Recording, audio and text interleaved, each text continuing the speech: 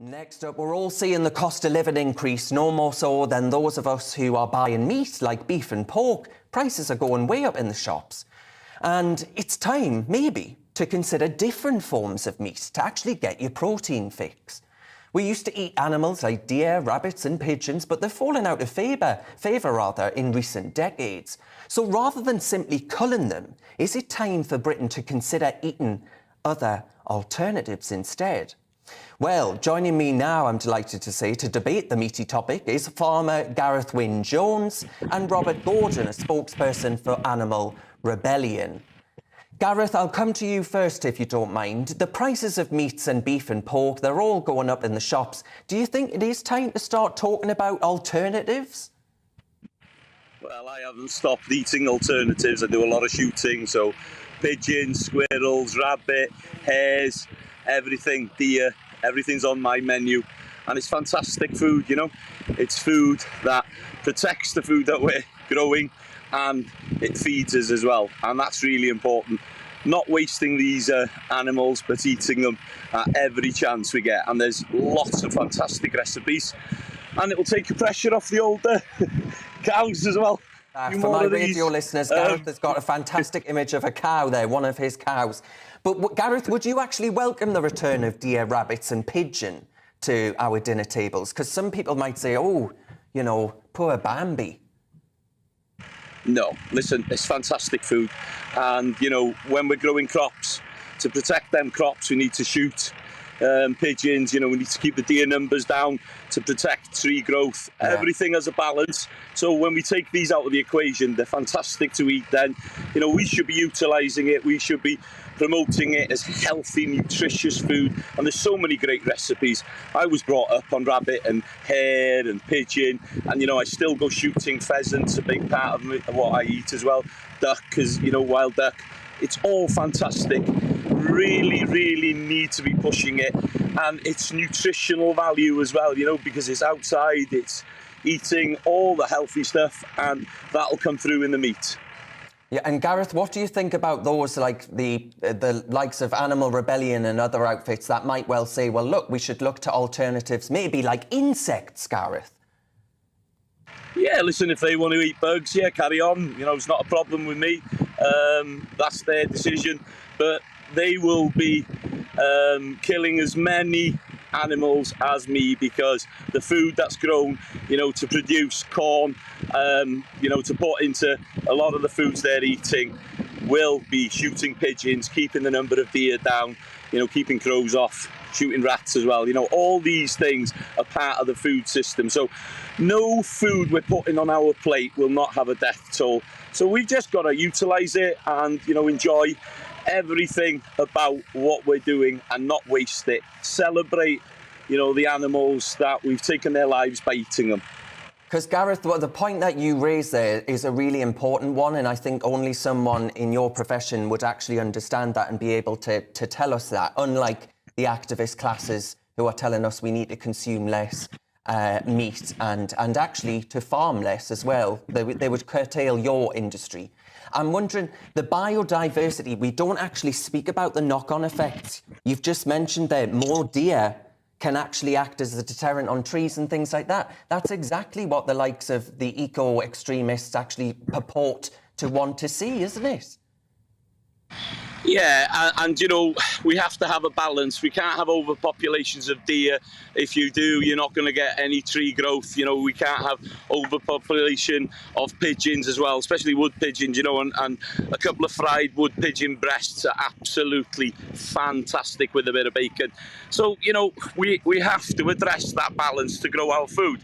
So by addressing that and eating the animals that, you know, we're taking out to protect the other foods, it's a win-win situation. So it doesn't matter if you're vegan, vegetarian, or you're a meat eater, you know, you should be promoting the eating of these animals instead of throwing them away.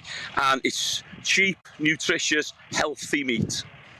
And Gareth, then, what do you make of those in the groups like Animal Rebellion that are attacking, it's not just the meat industry, but they're also attacking the dairy industry? And we've seen scenes of people pouring milk all over Harrods and places like that, middle-class activists pouring away dairy produce. What do you make of those sort of moves and activism? Well, to be honest with you, they've got no idea of what's happening in the real world. They've never been hungry, they've never struggled. They're in there just to show themselves as climate activists, which will have no idea of the importance of milk in our everyday diet. Milk is a whole food. We get yogurt from it, we get cheese from it, we get butter from it, we get cream from it. Dairy cows are a big part of what we are as people. I've had an ice cream here today, I've had a milkshake, all these things are dairy orientated. So yeah, let's get behind it, but we've got to stop these people. The way that they were throwing that milk in Harrods, they need to be prosecuted, they need to be dealt with. They cannot take away other people's choices. If they don't want to drink dairy, if they don't want to drink and eat meat, that's their decision. Carry on, that's not a problem. They're about 2 or 3% of the population, and to be honest with you, they're not to be worried about. The majority of people understand the importance of milk and meat in their daily diet. Yeah, before we go to Robert, I just want to play this clip so my viewers get a sense of the kind of activism that's actually taken place today.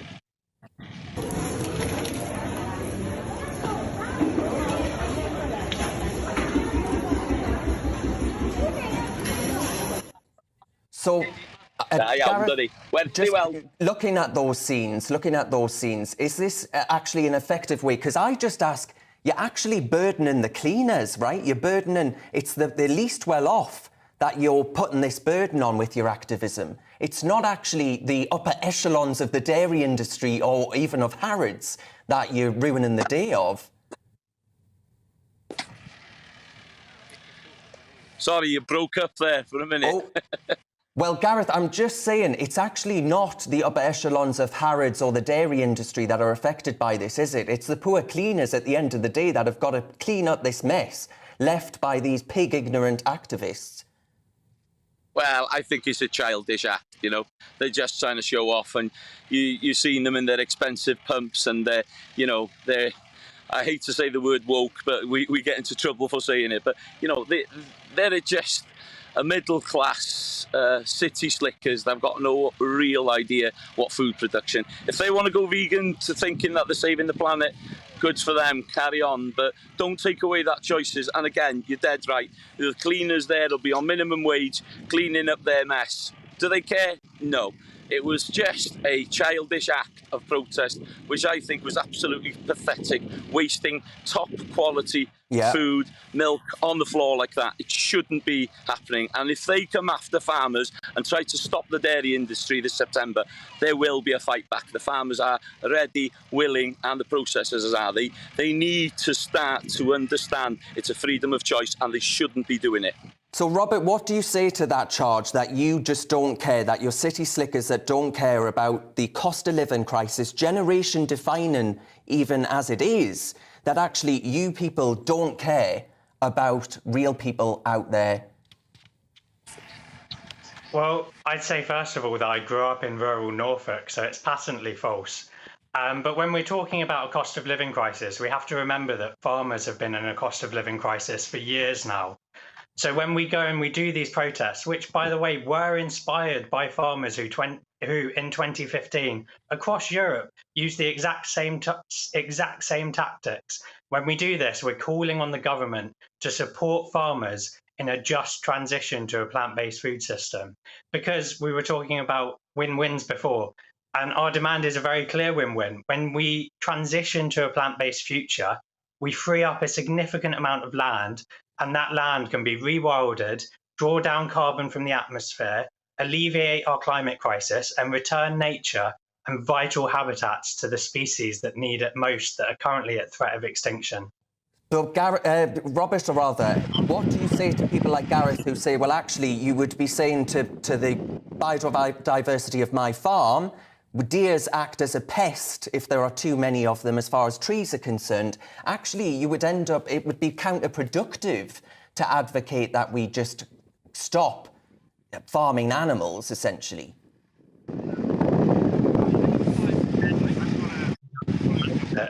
There's a lot of science-backed studies that show that this transition is possible, and not only that it is possible, but that it is a key solution to our climate and biodiversity crises.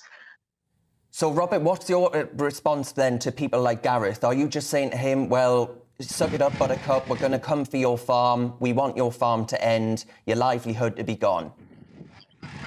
Not at all. We're making it very clear that we are on the side of farmers here. Obviously, there are going to be some who disagree with us and resist our calls to the government to support farmers in this sustainable transition to a plant-based future. But there are many more on our side. We're in conversation with farmers about this. We'll be on the ground with farmers in September when we take action to stop the supply of dairy. And previously, we've stood alongside farmers in protests, for example, outside Parliament in 2020, when we supported the Save British Farming group, who were protesting the US and Australian trade deals that will see the UK market flooded with low-cost, cheap, low welfare, terribly devastating imports that could bankrupt 70% of farmers. So we're on their side. We just want the government, who are currently starving farmers, who have put them in this cost of living crisis, supermarkets who are reducing farmers' profits and taking money away from them. And we're calling on them to support farmers in a just transition to a plant-based future. Yeah, so you're not really supporting them because you're actually trying to destroy their industries. But anyway, guys, we're going to have to leave it there and agree to disagree. That was the farmer Gareth Wynne-Jones and Robert Gorden, a spokesperson for Animal Rebellion. Now, there's plenty more to come this afternoon on Real Britain. Next, we're going to